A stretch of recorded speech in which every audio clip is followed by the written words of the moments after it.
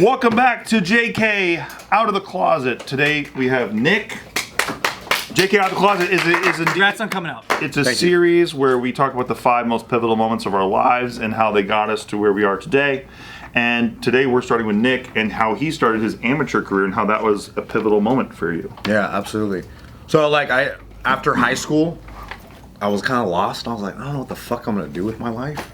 You know, I was like, I want to go into business. Whatever the fuck that means, right? Like, you go to the school. I went to Pasadena City College, and I just was like, man, I don't know what the fuck I'm gonna do, you know. And I was craving like physical activity. I was like, I don't want to just lift weights. I like playing sports, and I was like, hey, you know what? I should learn how to defend myself. And at this time, I was dating Tiff already, and I was very insecure. I was a very insecure man. I still am to this day. I think it's genetic. I've heard it's genetic.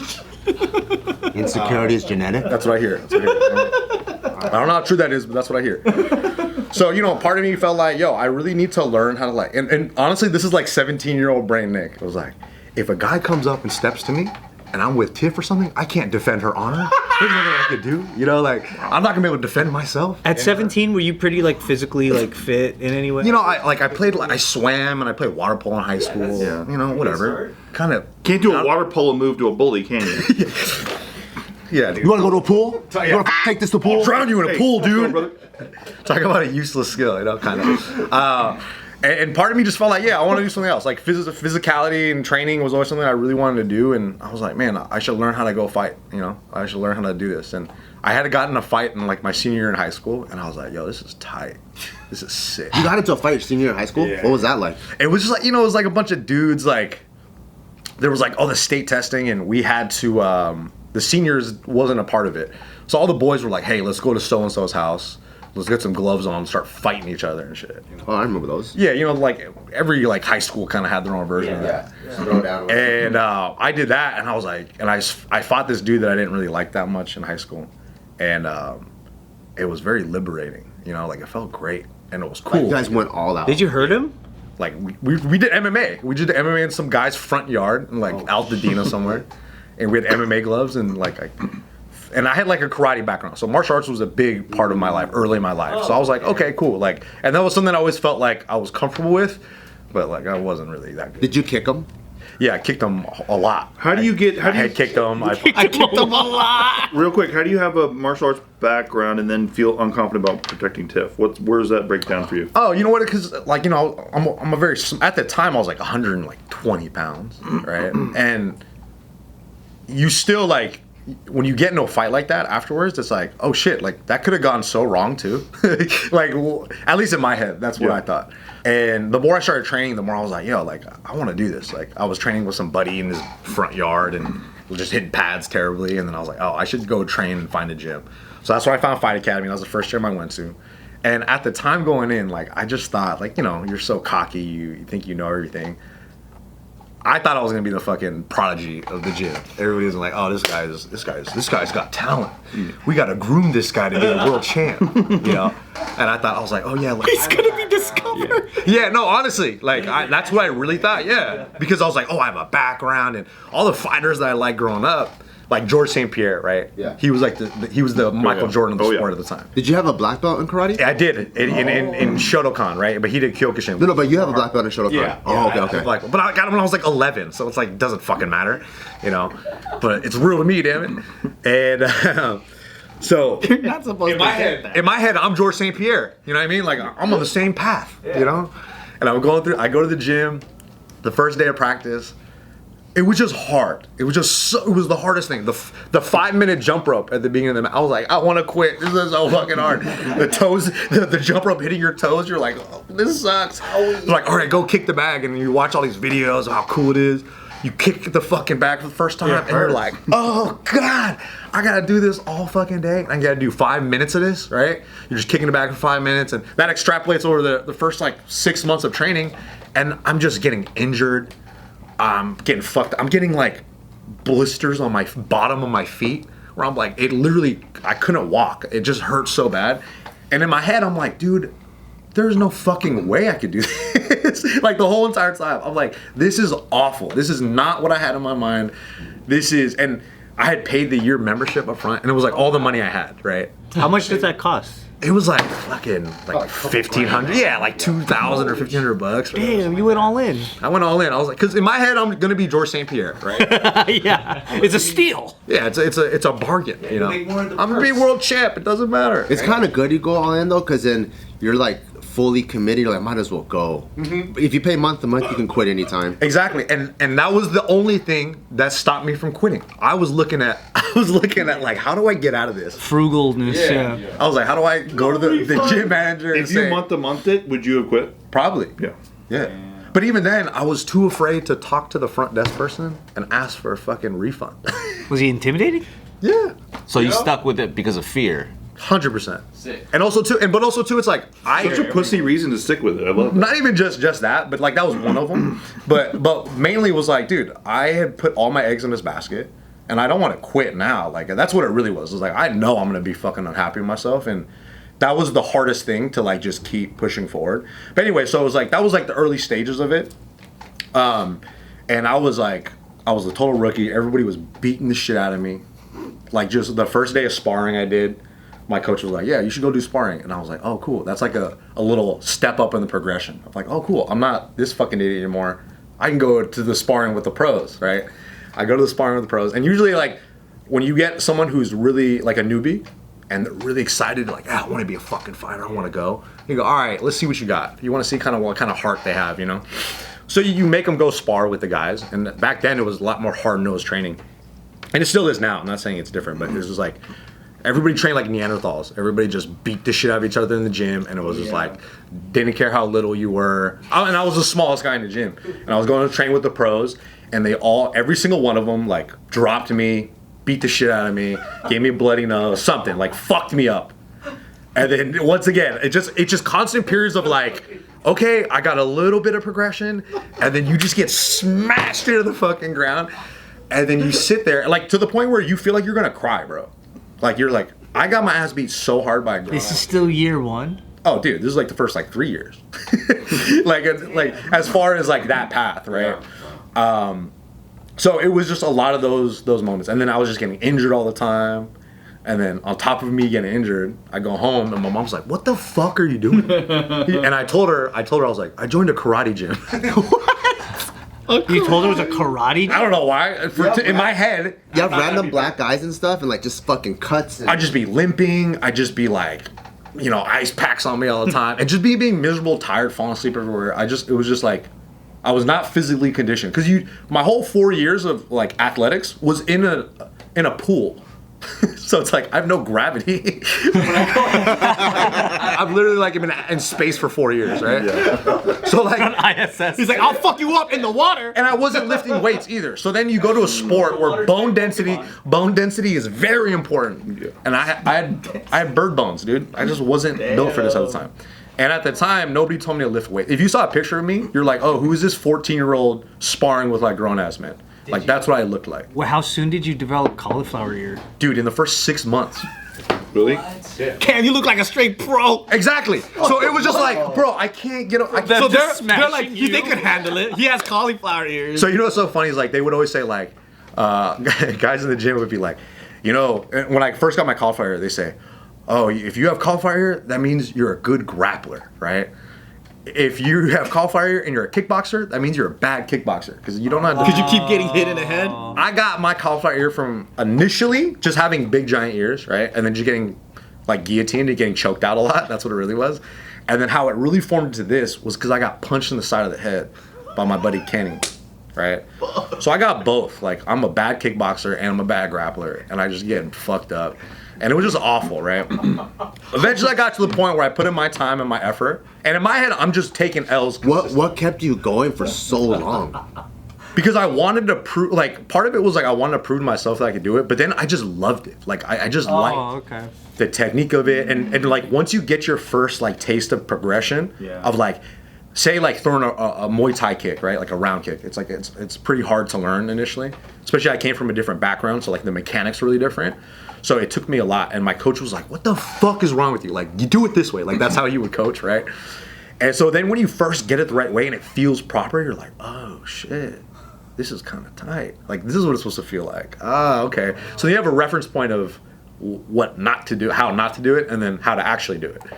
And then, obviously, you've mentioned to me before, impressing your coach was big. yeah, well, yeah, he's a big dude. He's big. Well, no, it was big for you. It was important for you as a motivational. Oh yeah.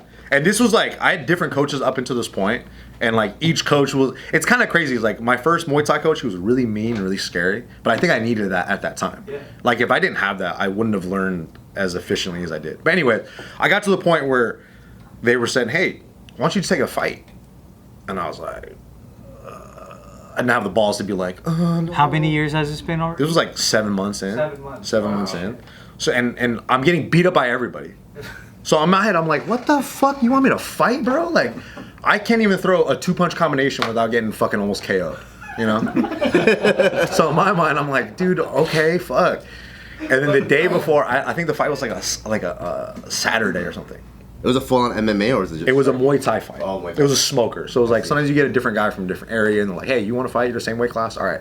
Because a lot of times they didn't have commissions a lot of times. Why is it called smoker? What does that mean? Because there's no like athletic commission regulating it. Oh. So it's just like, hey, how much do you weigh? You weigh 140? You weigh 140? Okay, how many years experience? Okay, how many years? Okay, let's fight. Right? So it was like an easy way to get going. Yeah, honestly. So the whole time, the day before the fight, we go train at this pro gym, right? Another scary. All the guys that train there are all giant yoked, fucking cauliflower-eared, yak, like, and I'm so sparred with these guys. And I'm like, fuck, dude, this is crazy. And then while we're training there, this one guy that had tagged along with us, he was like, yeah, I want to come spar. And my coach was telling this guy, like, this is like a pro gym. Like, you're pretty fresh. I don't think you should come. He comes anyway. He starts sparring. He gets suplexed on his head. And he's convulsing on the floor. Oh no! And I'm sitting there. We just finished sparring, and I'm gonna go fight the next day. And I'm like watching this happen, and I'm like, "What the fuck? Like, where am I, dude? Like, what is going on? Like, this is crazy." Because that was just practice. This guy has a seizure just from getting. And this is like, I'm still really green, so this is just like, dude. Okay, all right. Am I gonna be like spars? Oh like, my god, dude. is this the Coliseum? Yeah, exactly. So, fast forward to my first fight. I do my first fight. And I think I just knew that I had to be just really tenacious, and I just had to run for it and just fucking throw the kitchen sink. And it was like an entertaining fight, right? And right after that, everyone kind of like in the gym looked at me very differently. Like I was like almost invisible, and then I had the fight, and then everybody was like, "Wow, like You're on the map now, yeah." Because you won. Yeah, because I won, right? But it was also just like a crazy fight. Like the guy we're going back and forth all the time. Like it was just wild. So it was an exciting. You did a lot of exchange. And I think a lot of people just weren't expecting that from me at the time, right? So and it just gave me like a lot of confidence and a lot of like validation that okay, I'm on the right path, and all this hard work of me just eating shit for like 7-8 months was kind of worth it, right? And like that feeling of after you finish a fight where your body just is all fucked up and you're just like limping around, but part of you just feels so accomplished.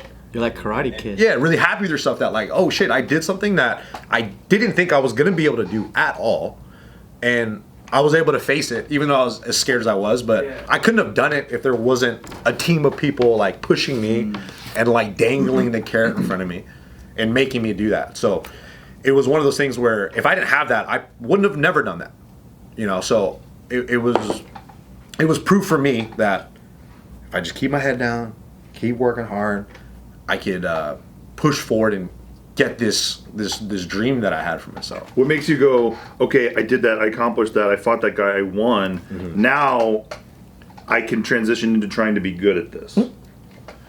Yeah, it was just like, well, it's like anything. It's just like a random test that you get. Because every fight is like, the next fight is your most important fight, no matter what, right? So it's like, okay, you got this fight? All right, let's do another one. And then the next guy I fought was a smoker again, but this guy was a lot more experienced, and I had no idea. He was like 8-0. And shit. All my training partners had seen him and sparred with him before. And they knew that he was really good, but they didn't want to tell me it, right? Oh, because it'll get to your head? Yeah, because I'm such a fucking head case, and I knew. But what isn't the smart thing to be like, hey, let's pull Nick out, wait until he hit someone that's more evenly matched experience level? Probably. It's just old school, huh? Like, fuck it, we'll see what happens. And it was just like, we're already here, we're already weighed in. Let's just go see what happens. Here already, fuck it. Yeah, honestly, yeah. Damn. So going back to your question, it was just like, you're not really thinking about, like, obviously you're thinking about trying to get better always, but while you're prepping for a fight, you're just throwing everything at the wall. You're just trying, and then through the attempt of, you know, getting your conditioning up, getting your sparring around, you just get better just by just doing it more and more volume, right? That's what it really was. And like, you think there's some secret, like, especially in retrospect, at the time you're always like looking for like how you have anxiety about how you can get better all the time, because you know if you're not pushing it, it's your fucking brain, it's your body on the line, and you could really get hurt. And then you invite people to come watch you fight, and you just get beat up in front of your fucking That was another big motivator. I was like, I can't get beat up in front of fucking Tiff, dude. I'm supposed to protect her. Yeah, and it's crazy. I had deja vu about that fight. Like, which one? The first one or the second? The second one, where I fought this like 8-0 guy or whatever. So what happened with that fight? It was like, I had deja vu where this dude cracked me like 3-4 times, and he knocked. And I'm blind as a bat. Like, I'm like -6 out of like 20 or something like that. So he knocked one of my contacts out. Oh shit! And then he he gave me a black eye, and I couldn't really see out of my. In the first exchange, right? And I remember, like, he cracked me so fucking hard, I grabbed him and I clinched him, and I just was like, oh my God, this guy's fucking trying to kill me, dude. I remember looking over into, like, I remember looking out in the ring, and this is the deja vu moment in my head, right? I'm looking out, and I see, like, my 3 buddies, my buddy Francisco, my buddy Frank, and Tiff, and they're all sitting there, and they're just like... They're like, whoa. Yeah, tripping the fuck out. And it's like, this is not looking good, you know? I was eventually able to win that fight. I won on points. I think I just got the guy tired, which is very helpful. The guy threw up in the ring right after. Like, In the ring? Yeah. Like after they rose your hand? Yeah. And the winner is... And like, this is the middle of August. We're in some backyard, some ladies' gym in a backyard. The ring was tiny. So it's just like, no matter where you go, you have to fucking fight. Yeah. Was it like some street beef shit? Kinda. And then one of the walls was a mirror. It was just a mirror. So I'm throwing this guy into a mirror, brother. What? What the WWF? Dude, it was just a wild fucking stage. And then, It's like a Street Fighter stage. yeah, and then I think I got a little concussion afterwards, or heat exhaustion or something, because I was like throwing up. I had like major headaches. I couldn't really see that well. But then again, what kept me going was like everybody in the gym, like, and especially at that age, you're craving that, like, that validation and all the hard work they're doing. You're like, yeah, I'm a fucking man. And it became my identity. Did this guy actually knock you out in that fight? No, he didn't. So you didn't lose by knockout? No, Oh, that's good. I won him on points, but it was a close decision. You beat him? I beat him on points, yeah. Wow. So your first 2 fights, you're 2-0 now. You beat a guy that was 8-0 when you were 1-0? But anytime Decision. This is decision. I'm a decision guy. But anytime you win something, it's always like, that's not good enough. It's like, oh, this is just a fucking shit. Like, this is just a smoker fight. This is not a real amateur fight. It's not sanctioned. It doesn't mean anything. It's not going to go on your record. Right? So you're always like dangling the carrot in front of you. Oh, so these 2 fights were not on your actual record that week? It was just like big moments for me to, especially transitioning into like this role of like, okay, now I've had fights, I'm a fighter now, right? You know, like I said I was gonna do this, and now this is what I do. This is who I am. This becomes your sole purpose. That becomes my sole purpose, right? Going into something as like, oh, I'm just here to try it out, see what happens, and then I did some of these fights, and then you just feel like, all right, what's next? I'm a fighter now. I'm George St. Pierre. I'm on the same level. But yeah, that was pretty much like early on, and it gave me a ton of confidence at this stage, and it's something I was really lacking, and it helped me be like more comfortable with my skin a little bit.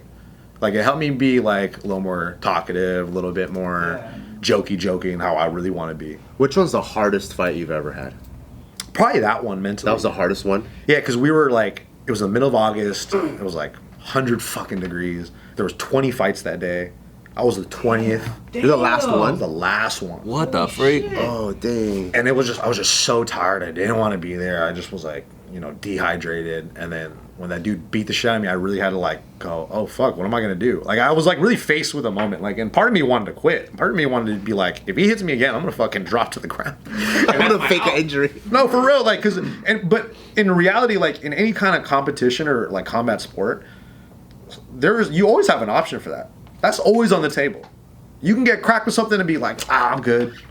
That's it. And not like it's a bad thing or a good thing, but I think for me, I was really proud of myself that I wanted to fucking quit and I was scared, but I just kept doing it. You know, and that was kind of the theme of just me even starting this whole gym thing. How many of these fights took place where they're not on your record?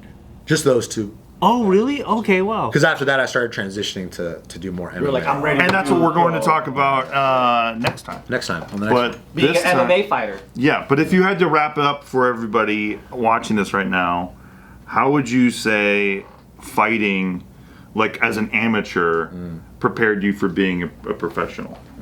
Well, I hate to correct you. I was never a professional, unfortunately. Well, you train. But- You train like your coach. Yeah. No, but what it's just like, this is just the necessary framework for anything, I think, in life. Like, it's skill wise, right? It's like, and going back to what Bart was talking about earlier about how you're saying, you're talking to all these doctors after they get out of med school, you're like, how do you stay motivated to do this? You're like, oh, you got to really love it, no matter how tired, no matter how fucking hard it is.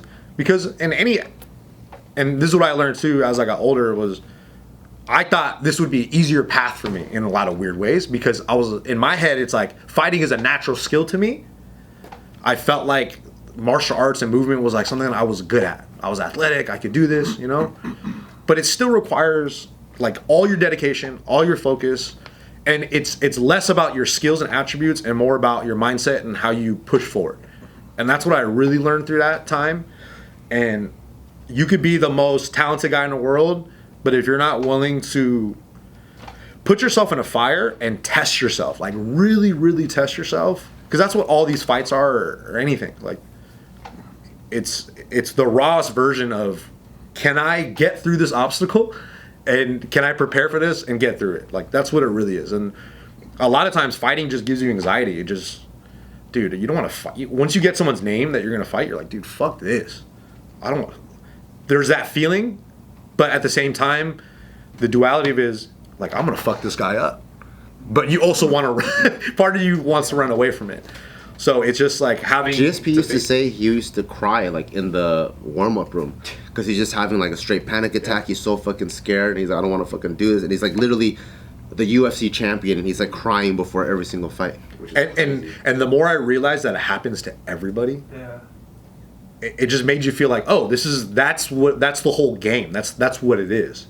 It's not like when you become GS, because at the time when you're an amateur, you think the guys are at the highest level. They don't think like that. You think GSP scared? No fucking way. And then you kind of put them on a pedestal, but in reality, it's like you have to sit in it and you have to face it. You have to be able to be comfortable with it and still keep your feet moving forward towards whatever goal you have. Because, you know, I think for me, my instinct is to just stay still and not move and be like, well, I got this far, but that's it. Like, I'm not going to do this anymore. I'm not going to subject myself to any more pain and torture, whatever that may be for you. But I think that was always my kind of like default. And I think it is for most people. But that's why something like this and having community to push you forward and having people to believe in you a little bit goes like, oh, okay.